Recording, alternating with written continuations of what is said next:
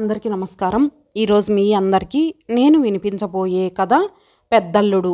రచయిత టి.వి. పద్మావతి గారు. ఇక కథలోకి వెళితే, ఎట్లాగూ అంత దూరం వెళ్తున్నారు కదా, అమ్మాయి ఇంటి దాకా వెళ్ళిరండి, అల్లుడు గారితో కూడా విషయం చెప్పండి, భర్త చేతికి సంచి ఇస్తూ చెప్పింది భారతమ్మ.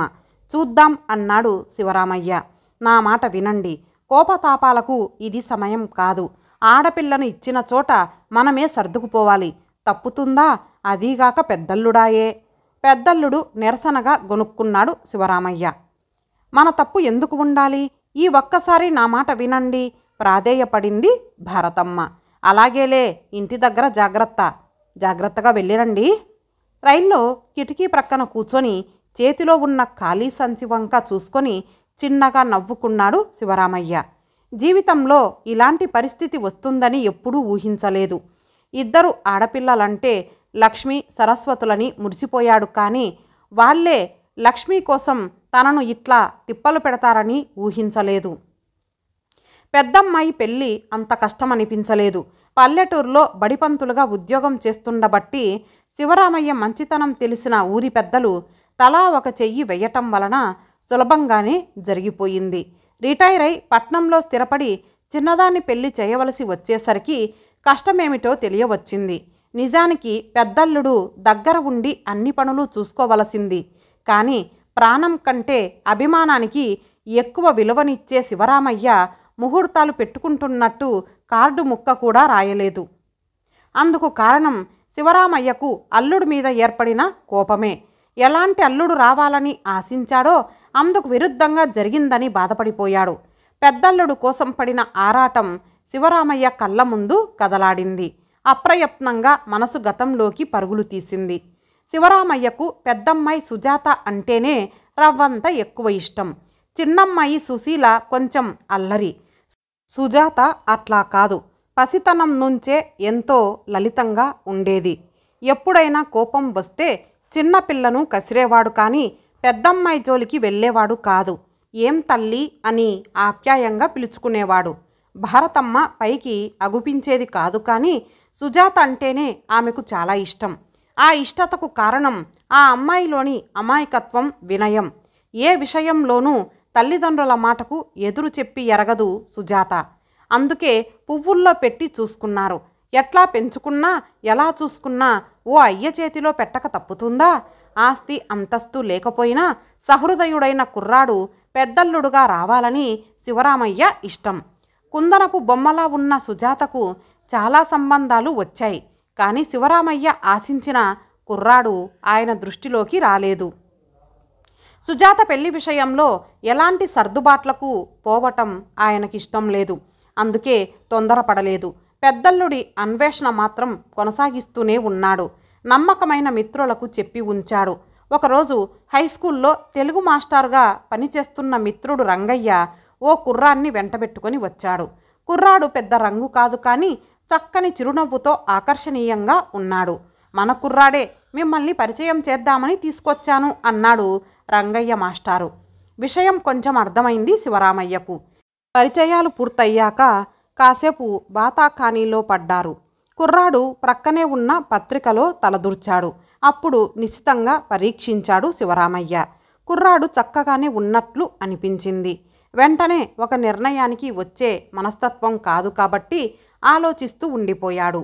ఎలాంటి సంబంధం వచ్చినా ఇంకా మంచి సంబంధం రావాలి నా తల్లికి అనుకునేవాడు. అందుకే ఒక నిర్ణయానికి రాలేకపోయాడు. ఇంతలో కాఫీలు వచ్చాయి. మా పెద్దమ్మాయి సుజాత అని పరిచయం చేశాడు శివరామయ్య. వంట పని చేస్తూ అట్లాగే వచ్చినట్లుంది. చాలా సహజంగా మామూలుగా ఉంది. చిరునవ్వుతో నమస్కారం అంది రంగయ్య మాస్టారి వంక చూస్తూ. రెండో అమ్మాయి సుశీల అని పరిచయం చేశాడు. చక్కగా ముస్తాబై ఉంది సుశీల. మళ్ళీ రవంతసేపు పిచ్చాపాటి మాట్లాడుకున్నారు. వాళ్ళు వెళ్లే ముందు కుర్రాడి పేరు ఏమిటన్నావు అడిగాడు శివరామయ్య. శశిధర్ చెప్పాడు రంగయ్య. మళ్ళీ కనిపిస్తాను అని చెప్పి కుర్రాడిని తీసుకొని వెళ్ళిపోయాడు రంగయ్య మాస్టారు. కొంచెం దూరం నడిచాక శశిధర్ను అడిగాడు రంగయ్య. అమ్మాయి ఎలా ఉంది? శశిధర్ దృష్టిలో అలంకరించుకొని ఉన్న చిన్నమ్మాయి సుశీల మెదులుతోంది. మామూలుగా ఉన్న సుజాతను పరీక్షించి చూడలేదు కూడా. సామాన్యంగా పెళ్లి కాబోయే అమ్మాయినే ముస్తాబు చేస్తారు కదా అనుకున్నాడు. చాలా బాగుంది అన్నాడు సుశీలను గుర్తు తెచ్చుకుంటూ. అమ్మాయి చాలా మెతక, సంసారానికి అనువైన పిల్ల. ఆయన ఆశలన్నీ పెద్దల్లుడి మీదే ఉన్నాయి. అందుకే ఎందరు వచ్చినా ఆయన తొందరపడలేదు. పెద్దల్లుడా? అవును, సుజాతను చూడలేదు. ఆ అమ్మాయి సంగతే నేను చెప్పేది. క్షమించండి, నేను చిన్నమ్మాయి విషయం అనుకున్నాను. సుజాతను నేను సరిగా గమనించలేదు నొచ్చుకున్నట్లు మాట్లాడాడు శశిధర్. రంగయ్య మాస్టర్కు విషయం అర్థమైంది. భలే వాడివయ్యా, మరోసారి వెళ్ళి చూద్దాంలే. ముందుగా నీకు వివరించి చెప్పకపోవటం నాదే తప్పు. అక్కర్లేదు, నేను పెద్దమ్మాయినే చేసుకుంటాను. అభ్యంతరం ఏమీ లేదు. మరి చూడలేదన్నావు? ఆ అమ్మాయిని చూడవలసిన అవసరం లేదు. ఆ అమ్మాయిలో ఉండే సింప్లిసిటీ నాకెంతో నచ్చింది. అలాంటి అమ్మాయే నాకు కావాలి. శివరామయ్య గారిని కనుక్కోండి, వాళ్ళ అభిప్రాయంతో ఉత్తరం రాయండి అని వెళ్ళిపోయాడు శశిధర్. రంగయ్య మాస్టర్ ద్వారా జరిగిన విషయం తెలుసుకున్న శివరామయ్య సంబరపడిపోయాడు. శశిధర్ ఆ మాట అనటం శివరామయ్యకు పరమానందం కలిగించింది. తను ఎన్నాళ్ళగానో ఎదురుచూస్తున్న పెద్దల్లుడి లక్షణాలు శశిధర్లో కనిపించాయి. వెంటనే తమ్ముడు నాగేంద్రానికి కబురు పెట్టాడు. కుర్రాడి గురించి పూర్తి వివరాలు తెలుసుకురమ్మని పంపించాడు. నాగేంద్రం చాలా హుషారైన వ్యక్తి. నేరుగా వెళ్ళి శశిధర్తో మాట్లాడాడు. శశిధర్ అతనికి అన్ని విధాలా నచ్చాడు. పెద్దగా ఆస్తి అంతస్తు లేకపోయినా ఉద్యోగం ఉంది. ఇంట్లో బాదరబందీ లేదు. తల్లి తను ఉంటున్నారు. శశిధర్ వాళ్ళమ్మ కూడా పాతకాలం మనిషి. తర్వాత తనకు తెలిసిన వ్యక్తుల ద్వారా శశిధర్ చాలా మంచి కుర్రాడని, కవిత్వం కూడా రాస్తాడని, ఈ కాలపు కుర్రాడు కానే కాదని తెలుసుకొని తృప్తిగా తిరిగి వచ్చాడు. ఈ విషయాలు నాగేంద్రం పూసగుచ్చినట్లు చెప్తుంటే ఆనందంతో శివరామయ్య కళ్ళు చెమ్మగిల్లినాయి. తను ఊహించిన దానికంటే ఉత్తముడు లభిస్తే ఆనందం కాక మరేమిటి? ఆ రాత్రి ఇంట్లో చిన్న సమావేశం ఏర్పాటు చేశాడు. పిల్లలందరితోనూ చాలా కలిసిమెలిసి ఉంటాడు శివరామయ్య. ఆ ఇంట్లో అందరూ మంచి స్నేహితుల్లాగా ఉంటారు.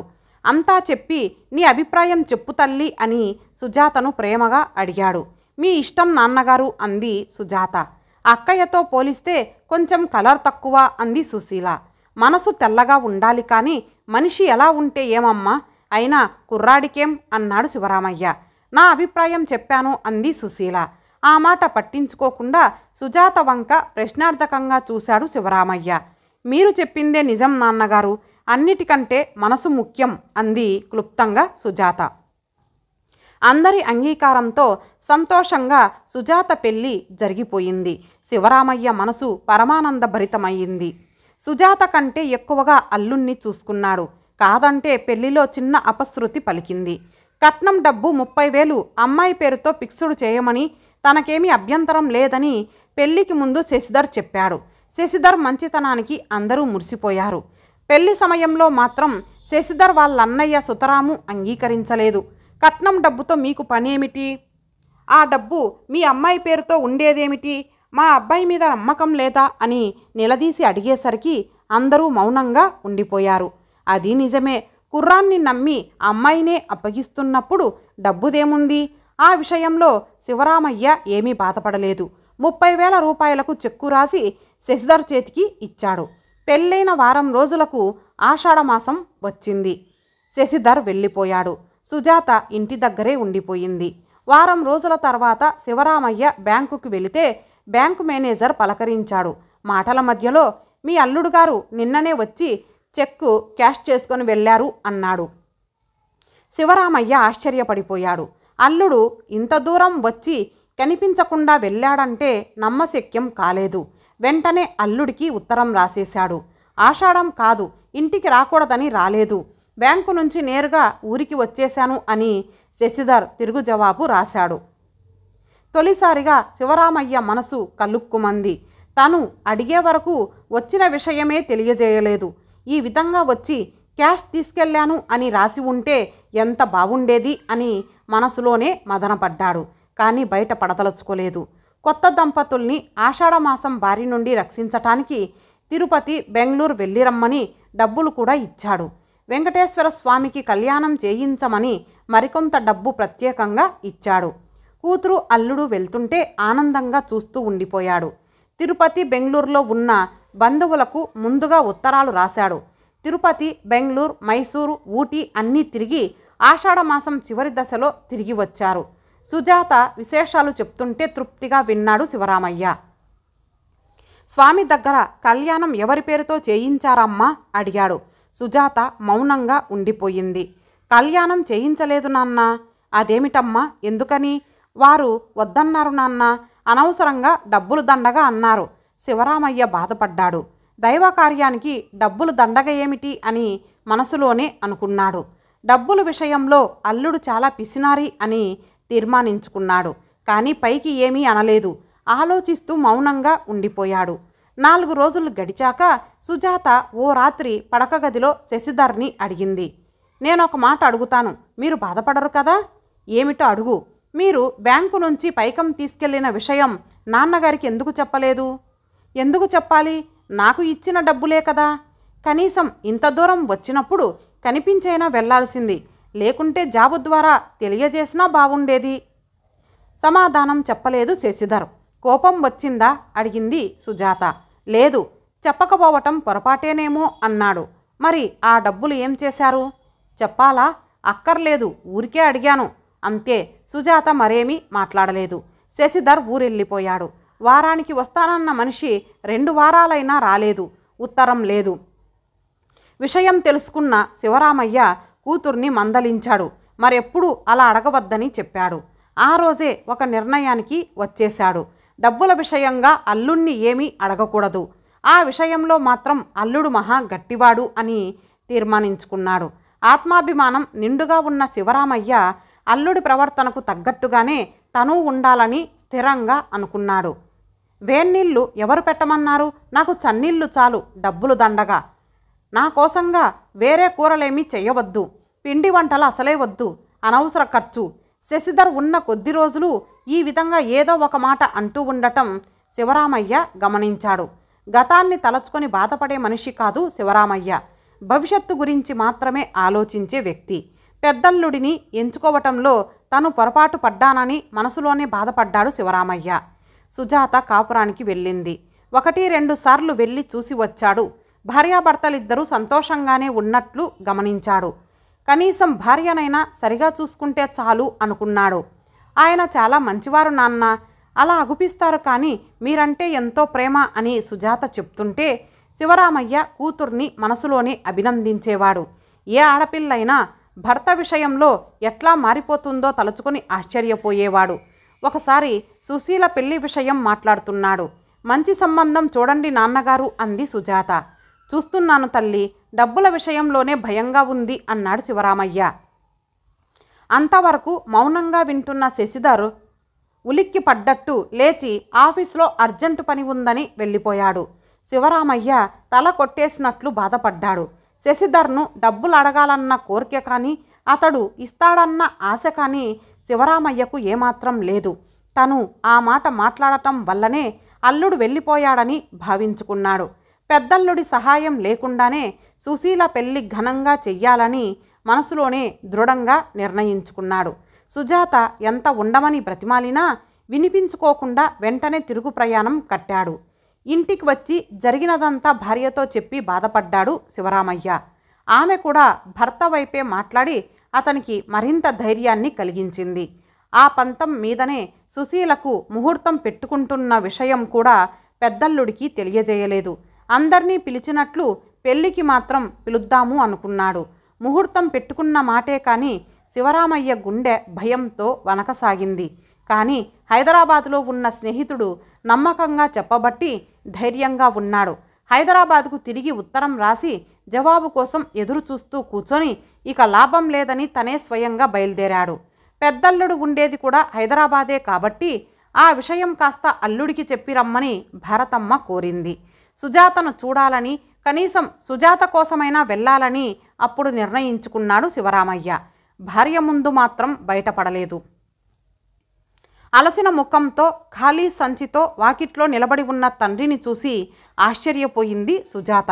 నాన్నగారు అంటూ ఒక్క పరుగున శివరామయ్య చెంతకు పరిగెత్తింది. నిస్తేజంగా కూతురుతో కలిసి ఇంట్లోకి నడిచాడు శివరామయ్య. ఎప్పుడు వచ్చారు? అమ్మ ఎలా ఉంది? సుశీ బావుందా? ప్రశ్నల వర్షం కురిపించింది సుజాత. శివరామయ్య రవ్వంత సేపటికి మామూలు మనిషి అయ్యాడు. ఉదయమే వచ్చాను తల్లి, స్నేహితుడొకడు డబ్బులు ఇస్తానంటే వచ్చాను. తీరా నేను వచ్చేసరికి వాడు ఫారిన్ వెళ్ళాడని తెలిసింది. కనీసం మాట కూడా చెప్పకుండా పోయాడు ఆలోచిస్తూ అన్నాడు శివరామయ్య. ఇప్పుడు డబ్బులతో ఏమి అవసరం నాన్నగారు? కూతురు ముఖం చూస్తూ అబద్ధం చెప్పలేకపోయాడు. సుశీల పెళ్లి నిశ్చయమైంది అన్నాడు. సుజాత తండ్రి వంక ఆశ్చర్యంగా చూసింది. కనీసం మాట వరుసకైనా చెప్పకుండానే సుశీల పెళ్లి నిశ్చయించారంటే నమ్మలేకపోయింది. నిజమా నాన్నగారు? అవును తల్లి, మేము బ్రతికే ఉన్నాం కదా, ఒక్క మాటైనా చెప్పకూడదా? అంత కానివాళ్ళమైపోయామా? ఏడ్చేసింది సుజాత. శివరామయ్య ఇలాంటి పరిస్థితిని ఎదుర్కోవలసి వస్తుందని ముందుగా ఊహించలేదు. సుజాత కన్నీళ్లు పెట్టుకుంటే సహించగలడా? లేదమ్మా, అనుకోకుండా జరిగిపోయింది. జాబు రాస్తే మీరు బాధపడతారని నేనే స్వయంగా వచ్చాను అని సముదాయించాడు. కుర్రాడు ఏం చేస్తుంటాడు నాన్న? బ్యాంకులో ఉద్యోగం. ఈడు జోడు బాగుంటుంది. మరి ఇంత త్వరగా ముహూర్తాలు పెట్టుకోవటం ఏమిటి? చెప్పాను కదమ్మా, తర్వాత 6 నెలల వరకు మంచి ముహూర్తాలు లేవట. అందుకే అనుకోకుండా అంతా జరిగిపోయింది. కట్నం ఎంత అడిగారు నాన్న? చెప్పాడు శివరామయ్య. అంత డబ్బు మీ దగ్గర ఎక్కడ ఉంది? లేదు తల్లి, ఆ పని మీదే వచ్చాను. వచ్చాక తెలిసింది లాభం లేదని. అన్నిటికీ భగవంతుడే ఉన్నాడు నవ్వుతూ అన్నాడు శివరామయ్య. ఇంతలో శశిధర్ రావటంతో మాటలు ఆగిపోయాయి. శివరామయ్య నవ్వుతూ పలకరించాడు. శశిధర్ కూడా ఆప్యాయంగా కుశల ప్రశ్నలు అడిగాడు. అందరూ భోజనానికి కూర్చున్నారు. మామగారు వచ్చిన విషయం తెలుసుకున్నాడు శశిధర్. సుజాత భర్తతో సుశీల పెళ్లి విషయమంతా చెప్పింది. కానీ శివరామయ్య డబ్బు కోసం పడుతున్న తిప్పలు మాత్రం చెప్పకుండా దాటేసింది. కూతురు తెలివికి శివరామయ్య సంతోషించాడు. అల్లుడికి ఆ విషయం తెలియటం శివరామయ్యకు సుతరాము ఇష్టం లేదు. తను కూడా చెప్పదలుచుకోలేదు. భోజనాలైన తర్వాత తను వెళ్తానని పట్టుబట్టాడు శివరామయ్య. సుజాత, శశిధర్లు ఒప్పుకోలేదు. రేపు వెళ్ళండని బ్రతిమాలారు. కానీ శివరామయ్య ఆలోచన వేరు. ఊరెళ్ళి మళ్ళీ డబ్బు కోసం తీవ్రంగా ప్రయత్నించాలి. రోజులు అట్టే గడిచిపోతాయి కదా. ముందుగా జాగ్రత్త పడకపోతే తర్వాత బాధపడి లాభం ఉండదు. ఎన్నో పనులు ఉండిపోయాయి. ఈ విషయం మీకు చెప్పటానికి గాను మళ్ళీ వస్తాను కదా అన్నాడు. సరే, నేను ఆఫీస్ నుంచి త్వరగా వస్తాను, మీరు రెడీగా ఉండండి అంటూ వెళ్ళిపోయాడు శశిధర్. శశిధర్ చెప్పిన టైంకి రాకపోయేసరికి శివరామయ్య ప్రయాణానికి సిద్ధమయ్యాడు. కుమార్తెతో వస్తానని చెప్పి రైల్వే స్టేషన్కు వెళ్ళిపోయాడు. హైదరాబాద్ ఎక్స్ప్రెస్లో కూర్చొని దిగులుగా ఆలోచిస్తున్న శివరామయ్యకు ప్లాట్ఫారం మీద పరిగెత్తుకుంటూ వస్తున్న శశిధర్ కనిపించాడు. ప్రతి కంపార్ట్మెంటు పరిశీలిస్తూ వస్తున్నాడు శశిధర్. శివరామయ్య దగ్గరకు వచ్చేసరికి గార్డు విజిల్ వేశాడు. శశిధర్ తన చేతిలోని ప్యాకెట్టు మామయ్య చేతికిస్తూ అందర్నీ అడిగినట్లు చెప్పండి అన్నాడు. చేతిలోని ప్యాకెట్ వంక చూస్తూ ఇదేమిటి బాబు అన్నాడు శివరామయ్య. శశిధర్ చిన్నగా నవ్వుతూ, మీరు సుజాతతో మాట్లాడిన మాటలన్నీ నేను విన్నాను మామగారు. ఆ రోజు మీరు కట్నంగా ఇచ్చిన డబ్బులు బ్యాంకులో వేసి ఉంచాను. వాటి అవసరం నాకు రాలేదు. ఆ కట్నం డబ్బులే ఇవి. సుశీల పెళ్లి నిర్విఘ్నంగా జరిపించండి అన్నాడు.